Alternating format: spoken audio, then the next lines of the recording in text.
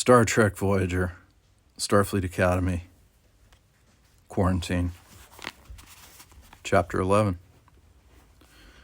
Kathryn had never seen such a rush of people in her life. Bana and another male Ober had started a make-believe fight just as the guard walked by the window on his 10-minute routine pass. Kathryn had banged on the glass, trying to get his attention. The guard wasn't going to take chances. 2 more guards came before Kathryn heard the door hiss open. The 3 guards had no chance. They were knocked out cold as dozens of Obers pushed their way, running and yelling out into the dimly lit corridor. As the Obers ran, they picked up anything they could use as a weapon, broken pieces of tile or wood, and some even carried metal bowls from the Great Hall. Kathryn was amazed at their strength, even though they were suffering from the plague, and even the alien Timothy seemed to be caught up in the push to escape. Bana and the cadets were in the back of the pack. Blinar eventually found a weapon, an old unlit torch stick leaning against a wall. He turned and yelled to Kathryn, "You and the others stand behind me and have that sheet rope ready. We may need it." Kathryn noticed his ears twitching madly as brown hair matted to the top of his head. She nodded, her hand squeezing the makeshift rope on her shoulder that they made from old bed sheets. Bana turned to Blinar. "I can see heat from the guards. They're coming up from behind," he yelled. Kathryn and Blinar ran to the opposite sides of the hallway, allowing the others to run through. Finding a hook on the lower part of a door, Kathryn put the rope through the loop, then tied the line into a tight knot. She threw the other end of the rope to Blinar, and he too looped the line around a hook low on another door. As he finished tying his end of the rope, Kathryn pulled.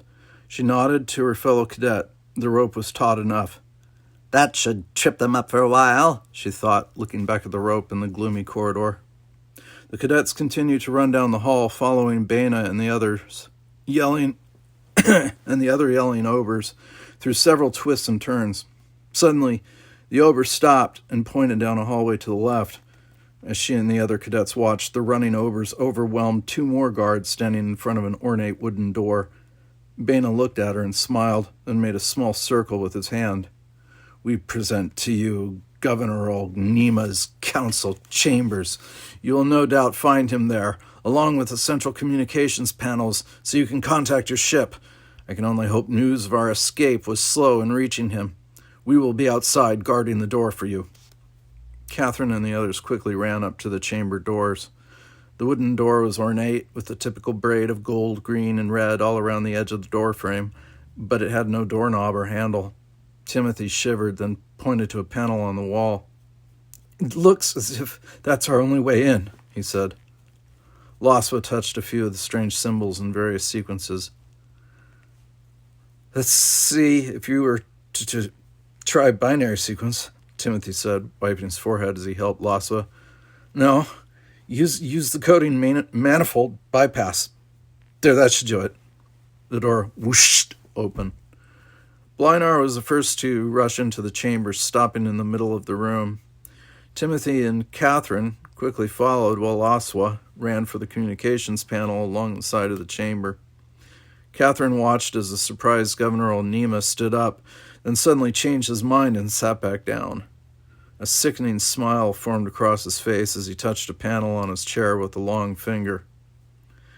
"It's no use, Federation cadets," he said in his usual fast speech, sighing and leaned back in his seat. "A noble effort indeed, but too late. I have summoned my guards and you have no weapons. I believe there's a game on Earth called chess and the final move is checkmate." He turned to Kathryn. "Checkmate, Cadet Kathryn Janeway." Kathryn swallowed her anger. "I used to be very good at chess, Governor Nima. You can't say checkmate until you're sure your opponent has made his or her last move. My counter move to yours? I know that the Obers are the only ones who can catch the plague." She watched Nima nod, still with that maddening smile on his face. "Maybe that's true, but how about me? I'm not an Ober. Maybe I carry a different strain of the Cillian plague. Oh, and not to mention, I've been outside." She watched as Nima squirmed in his seat. Before he could speak, Laswa walked up to the front of the chat's desk and lifted up a long, frayed red wire. You are good at stalling, Kathryn, she said, nodding to her friend. She turned to Nema. Excuse me. Your governor's ship? Is this something of importance? The governor's face turned white. Where?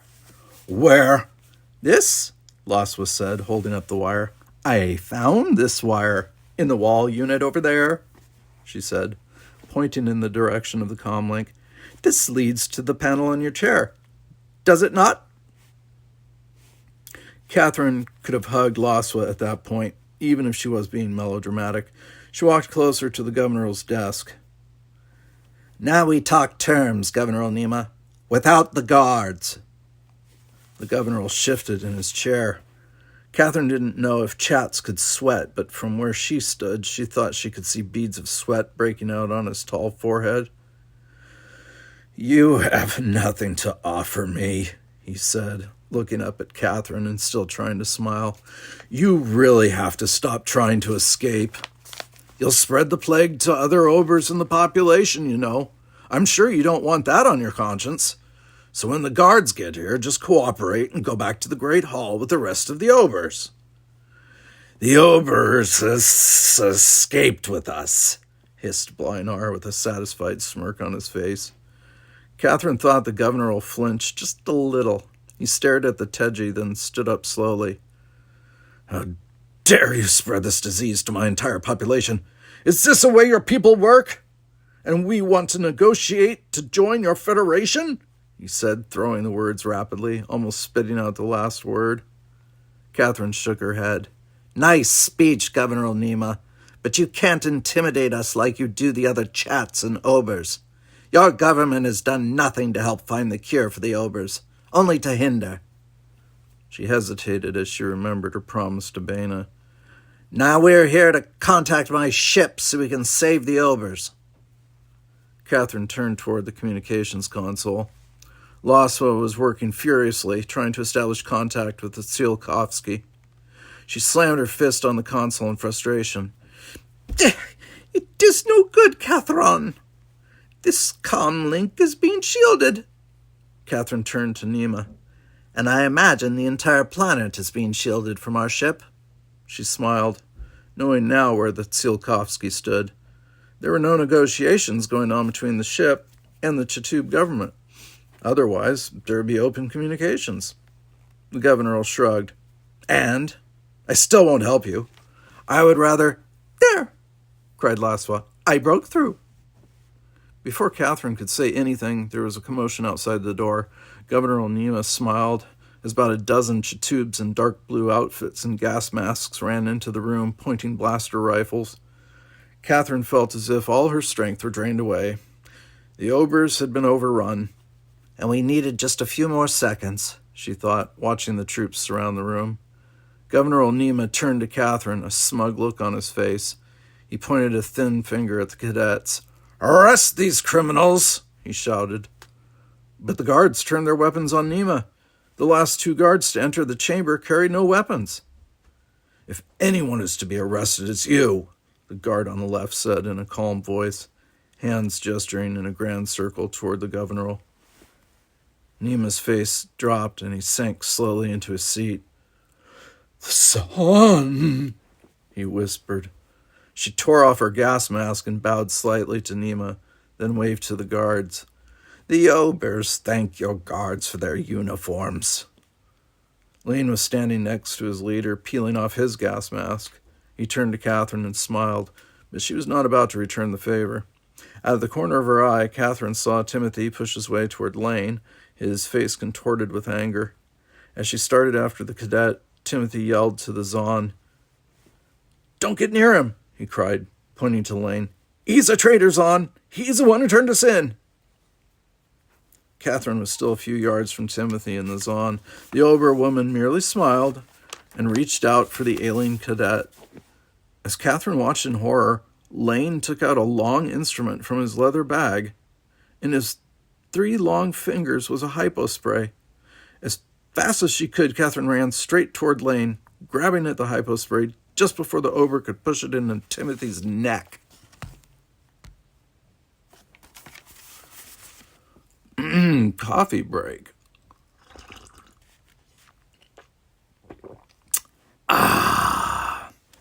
Chapter 12. The Zon looked at Kathryn's hand holding Lane. "Not now, Lane," she said, moving a finger in 3 small circles. As he lowered his hand, he turned to Kathryn, his wide blue eyes calm. "I understand, Kathryn, and I admire your courage. You're trying to protect your fellow crewmate, much like I tried to protect my own people." Before Kathryn could reply, a familiar whine filled the room. She watched as Captain Wingate, Doctors Hess and Tabasa, and several security guards suddenly materialized, and Marie LeCoux. "Marie!" yelled Timothy, trying to turn. Kathryn was never so happy to see anyone in her life. She almost rushed over to the now healthy cadet to give him a hug, but she stood her ground. Before anyone could say anything else, Dr. Tabasa raced over to Timothy, nodding to the Zon. "Good job, you made it, Zon," he said in his booming voice, patting her on the shoulder. Dr. Hess ran over and threw open her medical case. "Did you inoculate him?" "Not yet," the Zon responded, still holding on to Timothy. "Lane was just going to give him the inoculation, but—" "Well, come on now, what's the holdup?" Tabasa said, reaching for a hypospray unit. "These are busy cadets. They don't have all day." Kathryn tilted her head, still standing next to Timothy and the Zon. "I'm afraid I'm missing something here." Captain Wingate walked up to Kathryn. "Marie made it back to the ship, thanks to your plan. Then the chats shielded the planet from all communications and scans. But since Marie was carrying the plague, Doctors Hess and Tabasa were able to isolate it and provide an antidote. Then while we were trying to break through the shield, Lane contacted us on your communicator." "How? It was destroyed," Kathryn said. "No," said Lane, his hands circling toward the governor, cringing in his seat. "Nema lied to you. He told you it was destroyed. He wanted to keep the technology and use it to his advantage." "And he did, too," added Dr. Hess. "He called us several times on Blinar's communicator and said you were all suffering greatly, and then asked for more aid."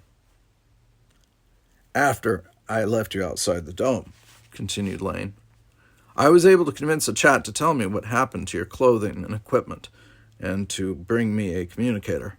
It's amazing how you can bribe people, especially when you tell them you've been outside. When they fear for their health or their family's health, they'll do anything for you." The planetary shield wasn't too strong, so Ensign Hayter worked out a way to concentrate the transporter beam so it would cut through the shield. We tried it out by beaming down some of the vaccine to Lane, and because he had the run of the complex, explained the captain, we asked him to try and find you. Then we could beam you out one at a time. As it was, you had already escaped. Lane didn't even get a chance to contact us when the shield around the planet disappeared. "That was Laswa's doing. She broke through the shield just as the Zon came in," said Kathryn, smiling at her Hasek friend. "But Lane, you mean all that was an act outside with the troops?" Before he could answer, the Zon broke in. "Yes, it was the only way I could think of to contact your people. We would help each other. We knew where you were, and your ship could help us process a large amount of medicine. We knew the Chat government would not harm you. You mean too much to them." "So you used us," said Blinar, shaking his head. "I believe we all used each other," she said, turning to the Teji cadet. "Did you not convince the other Obers to fight their way out of the Great Hall so you could escape and go for help?" Kathryn stood straight. "That was my decision. I take full responsibility." The Zon turned to face Kathryn. "And it was a good decision. It is what saved my people and helped us to catch Nema." Her voice lowered, and she folded her thin fingers in front of her chest. "We're both leaders, Kathryn, and leaders must protect their people by making some tough decisions. You made many decisions in the past days, and you were successful. I also made decisions, but we both did it to help our own people. And now, may I help your friend?" she added, nodding to Timothy. Timothy looked over at Marie. His friend nodded, and Timothy nodded eagerly at the Ober leader. "I'm ready, Zahn." Kathryn looked into her eyes and gave a quick nod. The Zahn pushed the hypospray into Timothy's neck, the instrument hissing as it released the medicine. Kathryn looked at the Ober leader. "I guess I'm next." As Doctors Tobasa and Hess continued to inoculate the other cadets, Lane turned to Governor Onima. "And what about him?" "I'd like to take care of him," said Tobasa, releasing a hypospray into Laswa's neck. "Starting a plague. I still can't believe it." The chat cringed as the big doctor glared at him. Kathryn thought Nima must be terrified to be in the room with so many people who knew about his treachery. "And so, cadet, what are the allegations?" asked the captain, turning to Kathryn. She took a deep breath and stood in front of the governor's desk. "I can't even begin to tell you all the allegations that should be brought against you," she began, trying to sort through the past days in her head. "First, you've held back the fact that the air outside the domes is fine for breathing, just to control the population. You've also illegally contaminated your people with a disease, held Starfleet personnel hostage, destroyed Federation property, and worst of all, tried to annihilate a culture you're governing." A noise across the room caught Kathryn's attention. "Kathryn, eliminate destruction of Federation property," Laswa said, standing next to an open cabinet. She stood back, revealing 5 Starfleet uniforms and 4 communicators wrapped in clear plastic bags. "Skip navigation. You'd make a better detective," Marie said to Laswa. The captain turned to Governor Onima. "As Federation authority on this mission, I am hereby withholding any more humanitarian aid to your planet. The charges are obvious, including the kidnapping of our cadets." "This is absurd." "I think not," said Kathryn, moving closer to the desk. "Your list of crimes is even longer than that. Just ask the Obers." "Captain," said the Zahn, "based on the rules of our people, I hereby take over as the provisionary governor of the Chatub government." The Zahn hesitated as Nima sputtered in the corner of the room. Kathryn looked at the Ober in surprise. She hadn't realized that the fall of the Chats would mean the Ober would rule. What will become of the Chats? She suddenly thought. "All the people of Chatub are now my first priority," the Zahn continued, almost as if she had read Kathryn's mind. "I would like to request that the medical team from your ship help to inoculate the rest of the Obers. That is all we ask. Then you may be sure that we will take care of the problems of our own planet." Captain Wingate stared at the Zahn. "I'm afraid kidnapping is a serious offense where we come from." "And here too, Captain," replied the Zahn. "But I don't think your system of government would have the power to punish the corrupt Chat government officials for their crimes. Here we can, and be assured we will." The captain nodded to the Ober woman. "All right, but we will have to resume negotiations with your people at another time. I must talk with the Federation about what has happened here and make a full report." "Of course. Before we can negotiate anything with the outside universe, we must make sure our own house is in working order."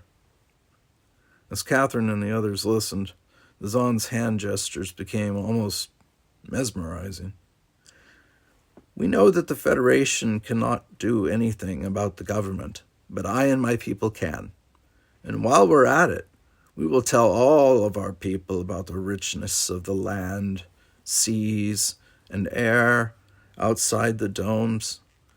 We will use the great dome structures as reminders never to allow our environment to get so bad that we are driven into the domes again.